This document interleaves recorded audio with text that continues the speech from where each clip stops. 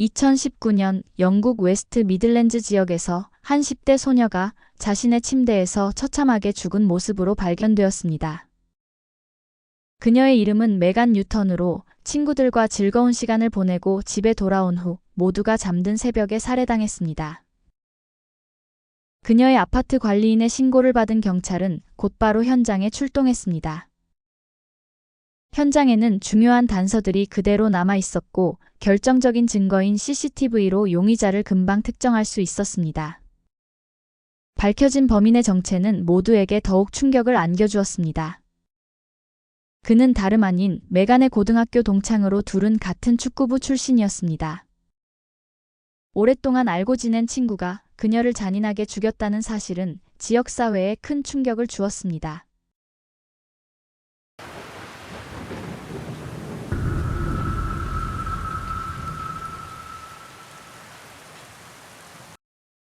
메간 뉴턴은 2000년 4월생으로 영국 스토크-온트렌트에서 자랐습니다. 그녀는 어머니 사라와 가장 친밀했으며 서로에게 비밀 없이 솔직하게 말하는 친구 같은 관계였습니다. 메간은 이해심이 많고 지혜로웠기 때문에 어머니는 딸에게 종종 중요한 문제에 대해 상담을 하곤 했었습니다. 어머니는 딸이 동정심이 많고 활기차며 사교적이었다고 말했으며 친구들은 그녀가 배려심이 깊고 뛰어난 유머 감각을 지녔으며 옆에 두고 싶은 친구라고 말했습니다.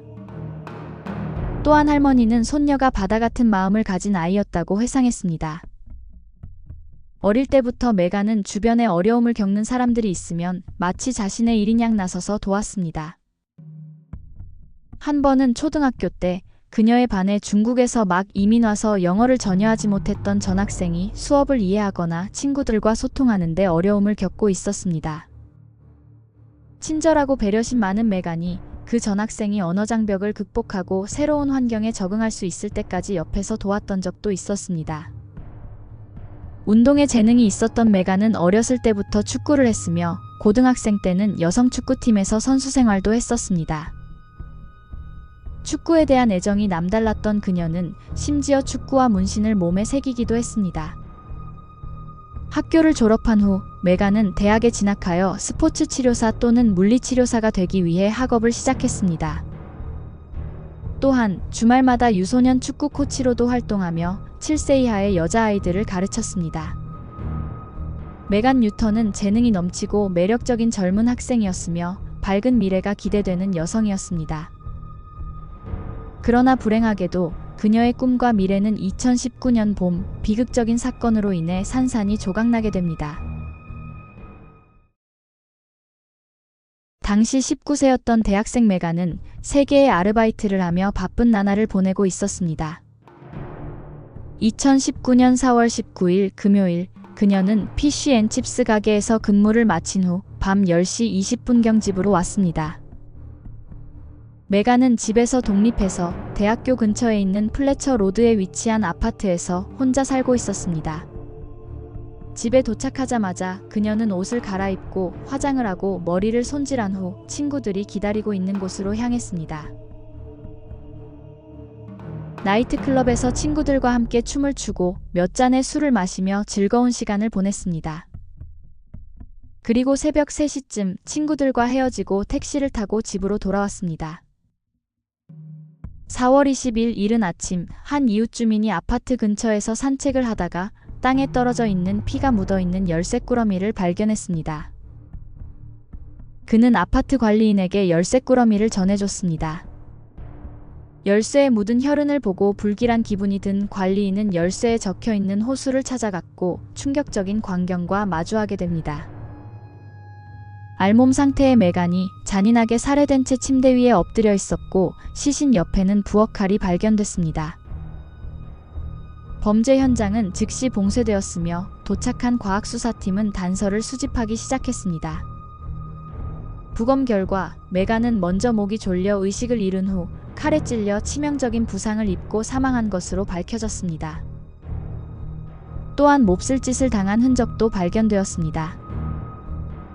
경찰은 범인이 범행 후 아파트를 빠져나오면서 실수로 열쇠를 떨어뜨렸을 것으로 추정했습니다.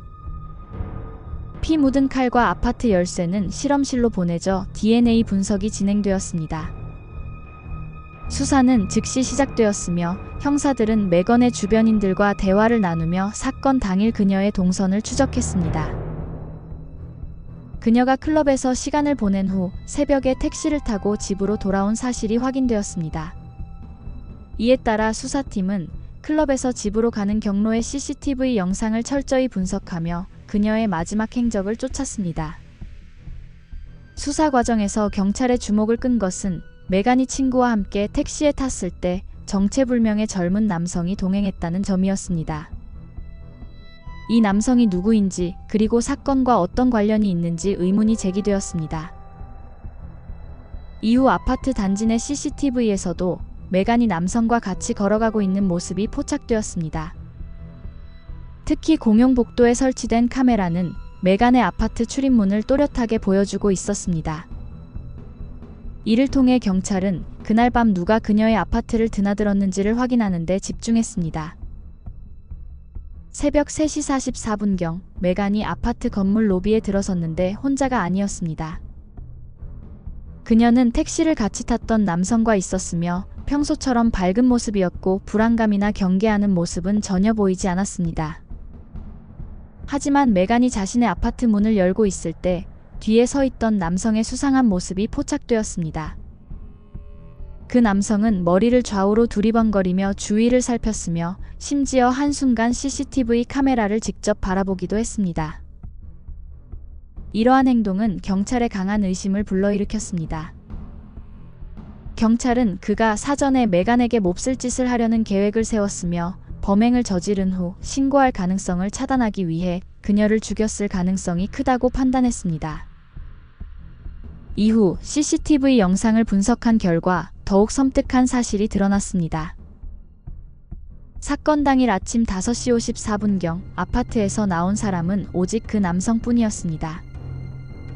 그는 건물을 빠져나가려 했지만 출입을 위해 키카드가 필요하다는 사실을 깨닫고 다시 메간의 아파트로 돌아가 열쇠를 가지고 나왔습니다.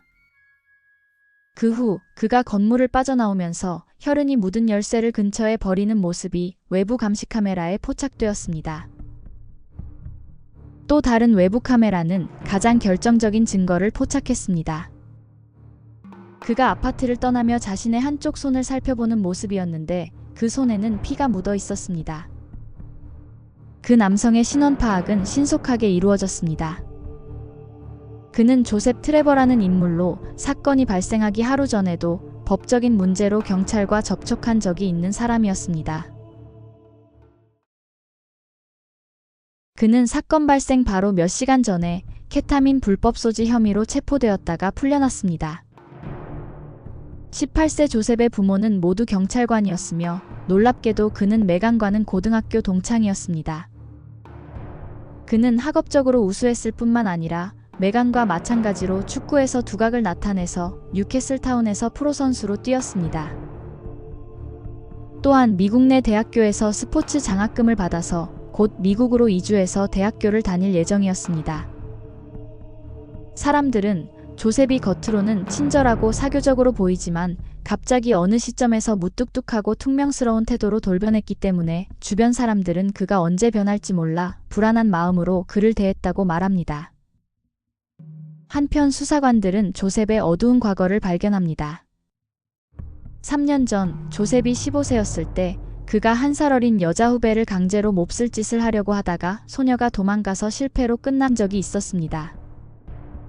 비록 그는 법적 처벌을 받지 않았지만 이 사건은 학교 내에서 빠르게 퍼졌고 이후 학생들은 조셉을 성범죄자라고 불렀습니다. 수사관들은 사건 당일 조셉의 행적을 집중적으로 조사했습니다. 4월 19일 밤 친구들과 클럽에 간 메간은 그곳에서 우연히 조셉을 만났습니다. 고등학교 동창이자 같이 축구팀에서 활동했었던 둘은 서로 반갑게 인사를 한 후 각자의 친구들과 즐거운 시간을 보내고 있었습니다. 하지만 조셉이 불법 약물을 소지하고 있는 것을 발견한 클럽 보안 요원들은 경찰을 불렀고 조셉은 체포돼서 인근 경찰서로 이송됐습니다. 조셉의 부모가 동료 경찰이라는 것을 알고 있었던 경찰은 그에게 아무런 법적 처벌을 하지 않았고 그가 소지하고 있었던 가루만 압수한 후 집에 가라는 충고만 하고 풀어줬습니다. 하지만 조셉은 경찰의 충고를 무시하고 다시 클럽으로 갔습니다. 조셉은 그 클럽에서 출입이 금지된 상태였기 때문에 보안 요원들은 그를 막았고 그는 다시 들어가지 못하고 밖에 서 있었습니다. 새벽 2시 40분경 집에 가기 위해서 클럽에서 나온 메간은 밖에서 혼자 서 있는 조셉과 마주쳤습니다. 조셉은 자신이 불법 약물 소지로 경찰에 체포되었던 일을 그녀에게 털어놓았습니다. 그는 경찰인 부모가 이미 이 사실을 알고 있을 게 뻔하며 무섭게 화를 낼까봐 집에 도저히 갈 수 없다고 말했습니다. 또한 하룻밤을 보낼 곳을 알아봐야 하는데 휴대폰까지 잃어버려서 친구들에게 연락을 할 수 없다고 메간에게 하소연했습니다. 동정심이 많고 도움이 필요한 사람을 그냥 지나치지 못하는 성격을 가진 메간은 자신의 휴대폰을 빌려주며 친구에게 연락해볼 기회를 주었습니다. 그러나 조셉은 하룻밤 머물 곳을 찾지 못했고 난처한 상황에 빠져있는 그의 모습이 안타까웠던 메간은 그를 돕기로 결심했습니다. 메간은 그녀의 거실에 있는 소파에서 하룻밤 자고 아침에 술이 깬 모습으로 집에 가서 부모님과 대화를 잘해보는 게 어떤지 조셉에게 제안했습니다. 조셉은 메간의 친절에 감사를 표하며 그녀의 제안을 받아들였습니다. 그렇게 메간은 그녀의 친구 그리고 조셉과 함께 택시에 올라탔으며 가는 길에 친구를 내려준 후 택시는 메간과 조셉만 태운 채 그녀의 아파트로 갔습니다. 몇 시간 후 동창을 배려해서 호의를 베풀려고 했던 그녀는 끔찍한 폭행을 당한 후 살해되었습니다. 범행 후 조셉은 스토크온트렌트의 A500 도로 위 난간에 위태롭게 앉아서 도로를 내려다보며 뛰어내릴지를 고민하고 있었습니다. 그때 그의 모습을 목격한 행인이 경찰에 신고를 했고 출동한 경찰은 난간에 앉아 있는 조셉을 끌어내리고 신속하게 병원으로 옮겼습니다. 연락을 받고 병원에 온 부모는 아들 조셉을 데리고 집으로 갔습니다. 피가 묻은 옷을 입고 있는 조셉의 모습이 수상했던 어머니는 지난밤에 무슨 짓을 저질렀냐며 아들을 추궁했습니다. 더 이상 숨길 수 없다는 것을 깨달은 조셉은 정말 나쁜 짓을 저질렀어 라는 말로 자신이 메간을 죽였다는 사실을 울먹이며 말했습니다. 이후 조셉은 몇몇 친구들에게도 자신의 범행을 털어놨습니다. 그의 어머니는 아들의 자백을 듣자마자 주저하지 않고 경찰에 신고했습니다. 그러나 이 시점에서 수사팀은 CCTV와 모든 증거를 토대로 이미 조셉 트레버를 유력한 용의자로 특정하고 그의 체포를 준비하고 있었습니다. 조셉은 경찰서로 연행되어 신문을 받았습니다. 그는 일부 범행을 인정했으나 자신이 저지른 끔찍한 범죄의 모든 세부 사항을 기억하지 못한다고 주장했습니다. 그는 메간의 집에 있었던 사실을 인정했으며 그녀가 친절하게도 그에게 하룻밤을 보낼 수 있게 거실 소파를 내주었다고 말했습니다. 그의 진술에 따르면 둘은 기분 좋게 아파트에 들어갔고 합의하에 육체적 관계를 맺었습니다. 그 후 둘은 침대에 누워서 대화를 나누다가 고등학교 시절 메간이 조셉을 성범죄자라고 부르며 놀렸던 것에 대해 사과를 했습니다. 갑자기 조셉은 과거의 쓰라린 기억이 떠올랐으며 분노를 주체하지 못했습니다. 그는 일어나서 부엌으로 가서 칼을 집어들었는데 그 뒤로 정신을 잃었고 메간에게 무슨 짓을 했는지 전혀 기억이 나지 않는다고 진술했습니다. 그러나 수사관들은 그의 편리한 기억상실 주장에 대해 의구심을 가졌습니다. 수사관들은 조셉이 갈 곳이 없어 곤란해 보이자 메간은 단순한 동정심에서 그를 하룻밤 묵을 수 있도록 집으로 데려갔는데 조셉이 충동적으로 그녀에게 접근하자 메간이 그를 강하게 거부했을 것으로 보았습니다. 조셉 트레버는 살인과 성폭행 혐의로 기소되었습니다. 2020년 2월 스태포드 크라운 법원에서 열린 첫 번째 심리에서 조셉 측 변호인은 모든 혐의의 무죄를 주장했습니다. 2020년 11월에 열린 재판에서 조셉 변호인은 그가 약물과 술에 취해 있었다는 점을 강조하며 그가 심신미약 상태였다고 주장했습니다. 이에 검찰 측은 조셉의 범행은 계획적이었으며 사건 당시 그의 행동이 단순한 통제불능 상태가 아니었다고 주장했습니다. 왜냐하면 메간의 몸에서 성폭행의 흔적이 발견되었으며 그뿐만 아니라 어머니에게 내가 끔찍한 일을 저질렀다고 말하면서 범행을 어떻게 저질렀는지에 대해 자백을 했기 때문입니다. 재판부는 조셉 측의 심신미약 상태였다는 주장을 인정하지 않았으며 약물과 술을 복용한 것은 범행의 변명이 될 수 없다고 판단했습니다.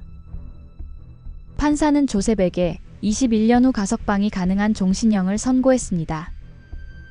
조셉 트레버는 법정에서 선고를 받을 때 메간의 어머니를 바라보며 입모양으로 미안하다고 말했습니다. 그러나 그녀의 딸을 되돌릴 수도 가족이 겪은 고통을 덜어줄 수도 없었기 때문에 그의 사과는 아무 의미가 없었으며 어머니를 더 분노하게 만들었습니다. 법정에서 공개된 감시 카메라 영상은 조셉이 메간의 집에서 나와 아무렇지도 않게 떠나는 모습을 담고 있었습니다.